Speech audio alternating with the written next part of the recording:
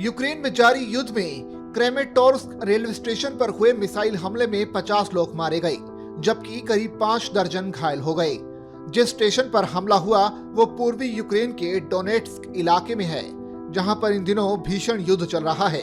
Station पर मौजूद ज्यादातर लोग सुरक्षित स्थानों पर जाने के लिए ट्रेन का इंतजार कर रहे थे। रूस ने आम जनों पर हुए इस हमले में अपना हाथ होने से इनकार किया है। अमेरिका और यूरोपीय यूनियन ने हमले की कड़ी निंदा की है। इसी बीच रूस ने यूक्रेन युद्ध में भारी नुकसान की बात स्वीकार की है।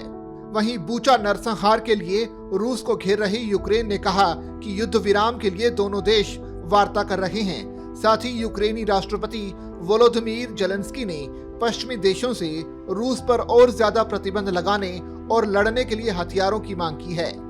डोनेट्स्क के गवर्नर पावलो किरिलेंस्को ने बताया कि क्लस्टर बम लेकर आई मिसाइल का विस्फोट हवा में हुआ। इससे निकले तमाम छोटे बमों ने ज्यादा तबाही मचाई। दुनिया में क्लस्टर बम के इस्तेमाल पर प्रतिबंध है, हालांकि इससे संबंधित सहमति पर रूस ने हस्ताक्षर नहीं किए हैं। मिसाइल हमले के समय रेलवे स्टेशन के अंदर और बाहर करीब 4000 लोग मौजूद थे। मिसाइल हमले ने स्टेशन पर चीख पुकार के हालात पैदा कर दिए और वहां भगदड़ मच गई। तेज आवाज वाले विस्फोट के साथ वहां पर आग लग गई, जिसकी चपेट में आकर कई लोग मारे गए और घायल हो गए। स्टेशन में मौजूद ज्यादातर लोग शहर छोड़कर जाने वाले महिलाएं, बुजुर्ग और बच्चे थे। मरने और घायल होने वालों में भी इन्हीं की संख्या ज्यादा है।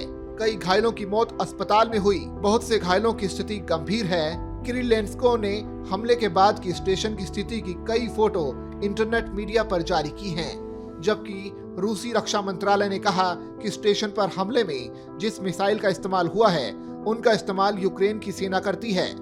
रूसी सेना ने शुक्रवार को क्रेमेटोर्स्क में कोई हमला नहीं किया है। यूक्रेन के राष्ट्रपति जेलेंस्की ने फिनलैंड की संसद को संबोधित करते हुए कहा कि रेलवे स्टेशन पर यूक्रेन का एक भी सैनिक नहीं था। वहां मौजूद नागरिकों पर रूसी सेना ने हमला किया है। क्रेमेटोर्स्क शहर डोनेट्स्क का हिस्सा है। डोनेट्स्क के एक हिस्से पर रूस समर्थित विद्रोहियों का 2014 से कब्जा है। बाकी के हिस्से पर कब्जे के लिए रूसी सेना इन दिनों लड़ रही है। इसके पड़ोस के लुहान्स्क के ज्यादातर क्षेत्र पर रूसी सेना ने कब्जा कर लिया है। दोनों क्षेत्रों के इस भूभाग को ही डोनबास कहते हैं। यूक्रेन के पूर्वी और दक्षिणी भागों में जहां युद्ध तेज हुआ है, वहीं उत्तरी हिस्से से रूसी सैनिक पूरी तरह से हट गए हैं और वहां पर फिर से यूक्रेन का कब्जा हो गया है। यूक्रेन की प्रोसिक्यूटर जनरल इरियाना वेनेडिक्टोवा ने बताया कि बुचा, बोरियनडियांका, इरपिन और कुछ अन्य कस्बों से अभी तक 650 नागरिकों के शव बरामद हुए हैं। इनमें से 40 शव बच्चों के हैं। ये शव कई हफ्ते पुराने हैं और उन पर गोलियों के निशान हैं। इसी बीच यूरोपीय आयोग के अध्यक्ष उर्सुला वॉन डेर लेयन ने यूक्रेन के बुचा शहर का दौरा किया। उन्होंने कहा कि हमने बुचा में मानवता को बिखरते देखा। बुचा के लोगों के साथ साथ पूरी दुनिया शोक में है। हम इस महत्वपूर्ण लड़ाई में यूक्रेन के साथ खड़े हैं।